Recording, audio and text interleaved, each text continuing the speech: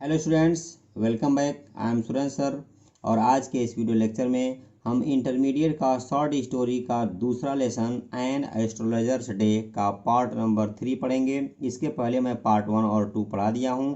यदि आप पहली बार यह वीडियो देख रहे हैं तो आप इस वीडियो के डिस्क्रिप्शन से आप उन 2 वीडियोज़ का लिंक पा सकते हैं, वहां से जाकर के देख सकते हैं। आगे बढ़ने से पहले मैं आपको पूर्व में पढ़े हुए जो टेक्स्ट हैं, पैराग्राफ्स हैं, उसका मैं थोड़ा सा आपको हिंदी बता दूं कि जोशी एक इमली के पेड़ के नीचे बैठ करके अपना काम करता है, लोगों का भविष्य बताता है।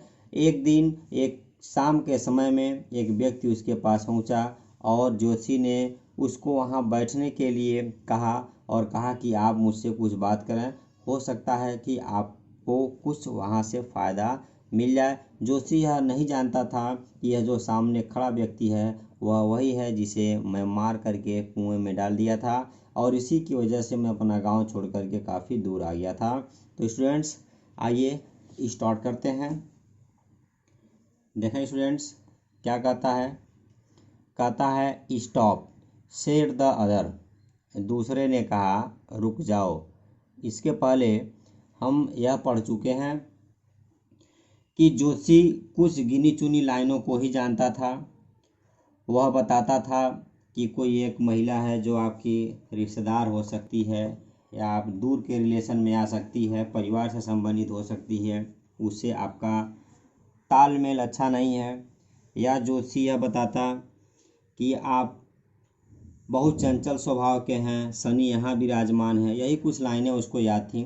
तो जोशी उस व्यक्ति को भी यही गिनी चुनी लाइनें बताना प्रारंभ किया। एक बार जोशी उसको कहा कि एक महिला है, उसकी हथेली को देखते हुए तो सामने खड़े हुए आदमी ने कहा मुझे यह सब बकवास नहीं सुनना है, मुझे और कुछ दूसरी चीज़ बताओ।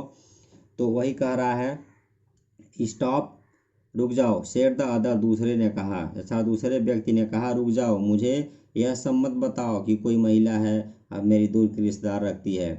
आई डोंट वांट ऑल दैट, मैं यह सब नहीं सुनना चाहता हूँ।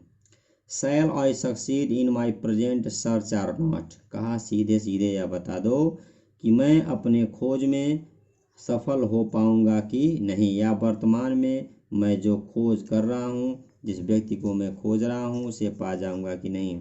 आंसर दिस, इसका उत्तर दे दो, एंड गो, और आप जा सकते हो या आप चले जाना। अदरवाइज, अन्यथा I will not let you go until you disgorge all your coins. Disgorge कह रहा है कि I will not let you go till you disgorge all your coins. Disgorge का मतलब होता है छीन लेना। कहा, सामने वाले ने कहा कि अगर ऐसा नहीं किया तो मैं तुम्हारे सारे सिक्के छीने बिना तुम्हें जाने नहीं दूंगा, अर्थात मैं तुम्हारा सारा सिक्का छीन लूंगा जो अपने पास रखे हो। द एस्ट्रोलॉजर मटर्ड, मटर्ड का मतलब होता है बड़बड़ाना। जोशी ने बड़बड़ाया। अ फ्यू, कुछ। इनकैशंस का मतलब होता है मंत्र। एंड और रिप्लाइड, उत्तर दिया। ऑल राइट, बिल्कुल सही है। आई विल स्पीक, मैं बोलूँगा, मैं बताऊँगा। बट लेकिन, विल यू गिव मी और रुपी, लेकिन क्या आप मुझे 1 रुपये दोगे। इफ़ वाट आई से इज कॉन्विंसिंग, राजी करने वाला। कहा कि बताओ, अगर जो मैं ही बता दिया अर्थात आप मेरे जवाब से संतुष्ट हो जाओगे तो आप मुझे 1 रुपये दोगे। अदरवाइज, अन्यथा I will not open mouth and you may do what you like. कहा, अन्यथा मैं अपना खोलूँगा और तुम्हें जो अच्छा लगे वो कर लेना। After a good deal of haggling, haggling का मतलब होता है मोल भाव। करा, काफ़ी समय पश्चात मोल भाव करने के बाद। द अदर एग्रीड, दूसरा व्यक्ति सहमत हो गया। The astrologer she said, Joshi ने कहा you are left for dead, am I right. कहा कि तुम्हें मरा हुआ समझकर छोड़ दिया गया था, क्या मैं सही हूँ। जोशी को यह बात मालूम था कि सामने खड़ा व्यक्ति जिसका वह भविष्य बता रहा है वह कोई और नहीं है बल्कि वह वही व्यक्ति है जिसे जोशी ने मारा था। लेकिन जोशी उसको पहचान रहा था, लेकिन सामने खड़ा बंदा जोशी को नहीं पहचान पा रहा था। यही वह से मुझे मारा था। इसलिए जोशी के अंदर थोड़ी सी हिम्मत आई और वह उसके बारे में बोलना शुरू कर दिया। स्टूडेंट्स, सामने वाले व्यक्ति को लगा कि यह व्यक्ति मेरे बारे में काफ़ी कुछ अच्छा बता रहा है। उसका भरोसा उसमें और बढ़ गया। उसने कहा, टेल मी मोर। कहा, अरे ओ, कहा मुझे कुछ और बताओ। जोशी ने कहा, a knife has passed through you once. Joshi ने कहा, एक बार तुम्हें चाकू मारा गया था। Said the astrologer. जोशी ने कहा, फेलो। कहा, वाह क्या बात है। He bared his to show the scare vitals. Bared मतलब होता है नंगा, यानी नंगा करना। आप सीधे कर सकते हैं, कपड़ा हटाया। अपने सीने पर जो घाव था, स्केयर था, स्केयर मीन्स होता है घाव का निशान, उसे वह दिखाने के लिए, अर्थात ऐसे कह सकते हैं, वाह क्या आदमी है। उसने अपनी छाती उस घाव को दिखाने के लिए दिखाई। कहा, और बताओ। कहा, जोशी आगे बताया, एंड और देन तब, you were pushed into a well. तब तुम्हें एक कुएं में धकेल दिया गया। Near by in the field. जो वहीं पास के खेत में कुआं था उसी में धकेल दिया गया। You are left for dead. तुम्हें मरा हुआ समझकर छोड़ दिया गया था। अब चूंकि इतना ही जोशी जानता था, चूंकि मारने वाला वह खुद ही था, तो जोशी इतना ही जानता था। अब उसके बाद जोशी को नहीं मालूम था कि इस बंदे के साथ क्या हुआ।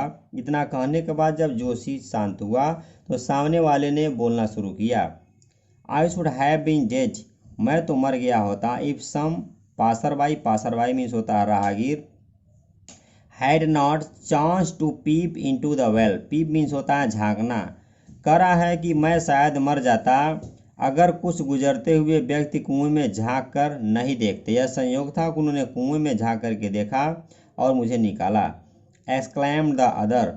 ओवरहेम्ड। ओवरहेम्ड का मतलब होता है भाव विभोर होना, अत्यधिक खुश होना। बाय इंथ्यूजिज्म। इंथ्यूजिज्म का मतलब भी होता है खुश होना, अत्यधिक खुश होना। कह रहा है कि दूसरे ने लगभग खुश होते हुए कहा। आगे देखा, when shall I get at him. कहा, आप बताओ मैं उसे कब पकड़ पाऊंगा, मुझे वह कब मिलेगा। He asked clenching his fist. Clenching मतलब होता है मुट्ठी भींचना। मुट्ठी भींचते हुए उसने कहा, बताओ मुझे वह कब मिलेगा। In the next world. दूसरी दुनिया में। Answer the astrologer. जोशी ने जवाब दिया। जोशी ने कहा, वह दूसरी दुनिया में मिलेगा। ही डाइड 4 months एगो इन फार ऑफ टाउन। वह सुदूर कस्बे में 4 महीने पहले मर गया। You will never see any more of him. अब आप उसे कभी नहीं देख सकते हैं। The other grown on hearing it. Grown का मतलब कराहना। दूसरा इस बात को सुनकर कराहने लगा। The astrologer proceeded. जोशी ने अपनी बात आगे कहा। गुरुनायक। कहा, गुरुनायक, यू नो माई नेम। अरे आप मेरा नाम भी जानते हो। The other said taken aback. Taken aback मतलब होता है अचंभित होना, आश्चर्यचकित होना। दूसरा आश्चर्यचकित होते हुए कहा, अरे आप तो मेरा नाम भी जानते हैं। As I know all other things. मैं और दूसरी चीज़ें भी जानता हूँ। गुरुनायक, गुरुनायक, केयरफुल्ली ध्यान से सुनो, टू व्हाट जो आई हैव टू से जो मैं कहना चाहता हूँ या जो मैं आपको बताने जा रहा हूँ, ध्यान से सुनो। Your village is 2 days journey due north of this town. कहा कि आपका जो शहर है, तुम्हारा जो गांव है, इस शहर से उत्तर की ओर 2 दिनों की यात्रा के बराबर है। Take the next train. अगली ट्रेन पकड़ो। And be gone. और दफ़ा हो जाओ, यहाँ से चले जाओ। I see once again a great danger to your life if you go from home. कहा कि अगर तुम घर न आते हो तो मैं तुम्हारे जीवन में एक नई खतरा देखता हूँ। एक नया खतरा मुझे नज़र आता है।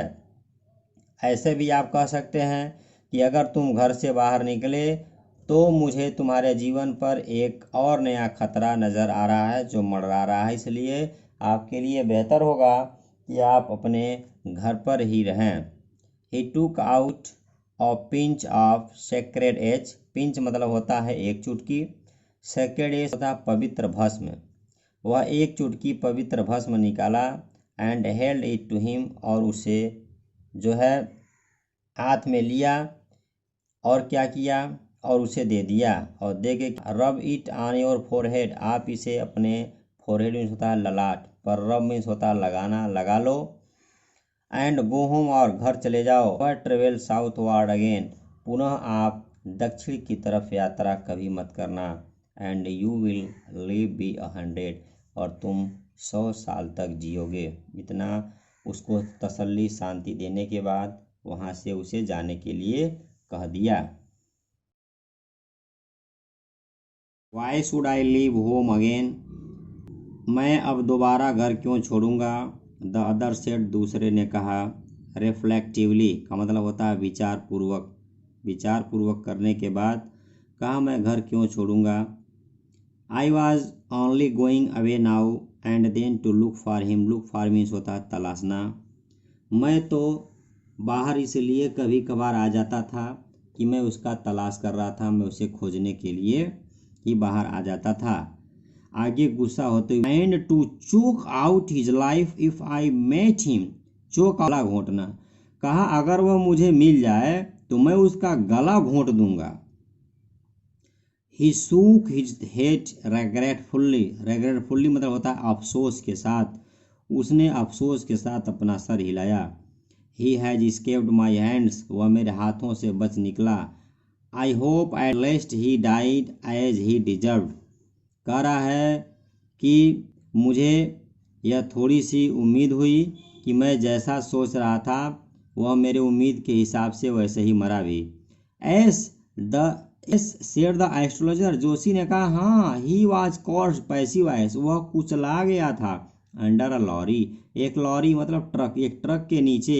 The other looked gratified to hear it, gratified का मतलब संतुष्ट होना, दूसरा यह बात सुन करके थोड़ा सा संतुष्ट हुआ कि उसकी मौत एक ट्रक के नीचे कुचल करके हुई, जो दर्दनाक मौत थी।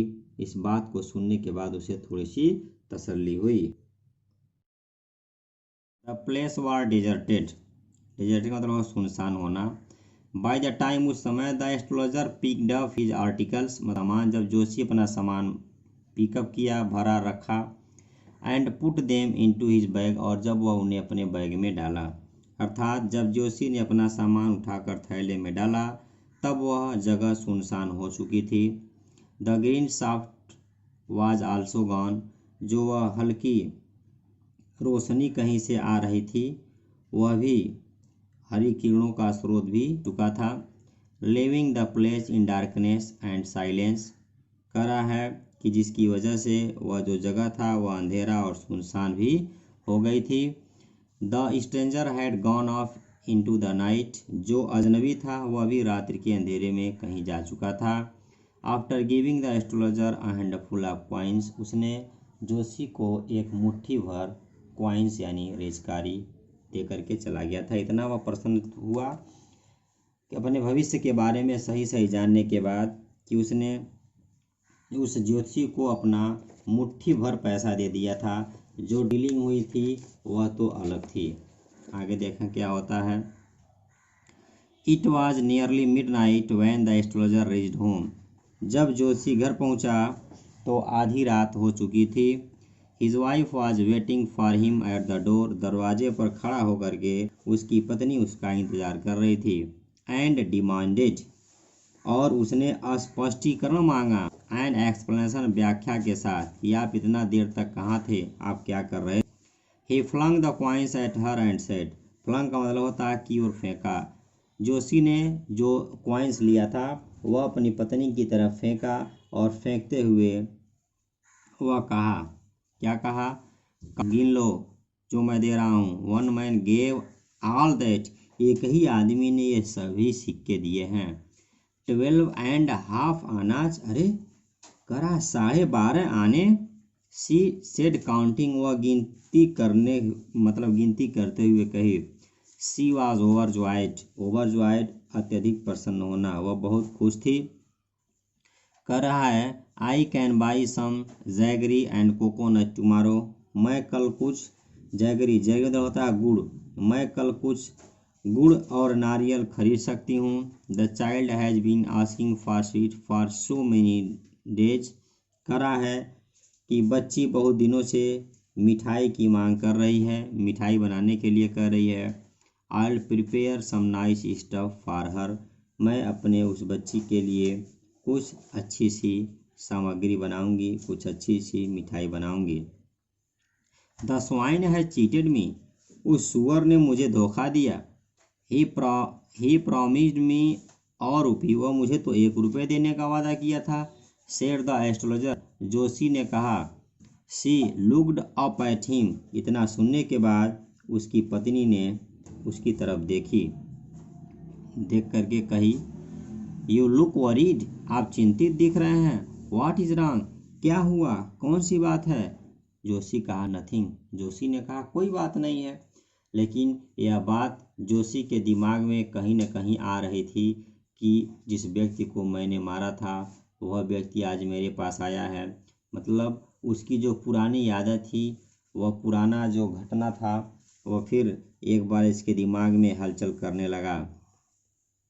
आफ्टर डिनर करने के बाद सीटिंग ऑन द प्योल पर बैठ कर के डहर वह अपनी पत्नी से कहा डू यू नो, क्या आप जानती हो, a great load is gone from me today. आज मेरे सर एक बहुत बड़ा बोझ उतर गया। आई थॉट, मैं सोचता था, आई ऑफ अ मैन, कि मेरे हाथों किसी आदमी का, एक आदमी का खून हुआ है। ऑल दीज ईयर्स, अर्थात कह रहा है मैं इन सालों में यही सोचता रहा कि मेरे हाथों किसी का खून हुआ है। दैट वाज द रीज़न, यही कारण था। Why, that is the reason why, यही कारण था। I ran away from home, मैं घर से भाग आया। सेटल्ड हियर, यहाँ बस गया, सेट हो गया। एंड मैरिड यू, और तुमसे मैं विवाह कर लिया। ही इज़ अलीव, तुम जानती हो वह जीवित है। स्टूडेंट से यह बात जोशी की पत्नी भी जानती थी कि जोशी यहाँ जो जोशी का काम कर रहा है, सिर्फ और सिर्फ इसका वजह यह है कि वह अपने गांव में अपने मित्र को मरा हुआ जान करके छोड़ करके भाग आया है। यहाँ आने के बाद जोशी ने अपना शादी कर लिया, को नहीं जानती थी। करा है सी गैस्प्ड, गैस्प का मतलब होता है लंबी सांस लेते हुए कही यू ट्राई टू किल, अरे हत्या करने की कोशिश की। एस, हाँ। देखें स्टूडेंट्स, अभी स्टोरी अंत हो रहा है। जोशी बता रहा है क्यों गांव छोड़ के भागा था। एस, हाँ। इन आवर विलेज, कह रहा हमारे गांव में। When I was a silly youngster, जब मैं एक मूर्ख युवक था, वी ड्रैंक, हम लोग शराब पिए, गैम्बल्ड, जुआ खेले, और क्या किए, गैम्बल्ड, जुआ खेलना। एंड क्वारेल्ड बैडली वन डे, और एक दिन हम लोग बहुत बुरी तरह से लड़ पड़े, झगड़ा किए। उसके बाद why think of it now, अब इसको सोचने से, कह रहा है क्या फ़ायदा है, मैं क्यों सोच रहा हूँ। इस टाइम टू स्लीप, अब सोने का समय हो गया है। ही सेड यार्निंग, यार्निंग का मतलब जमाई लेना, वह जमाई लेते हुए कहा। And stressed himself on the pyol, stress का मतलब होता है तन कर लेट जाना, पसर जाना कह सकते हैं, और वह प्योल पर तन कर लेट गया। तो स्टूडेंट्स, आज इस तरह से आपकी यह स्टोरी समझ में जो आपके आई होगी, यह स्टोरी आपका समाप्त हो गया। तो स्टूडेंट्स, यदि आप मेरे चैनल पर नए हैं तो आपका स्वागत है।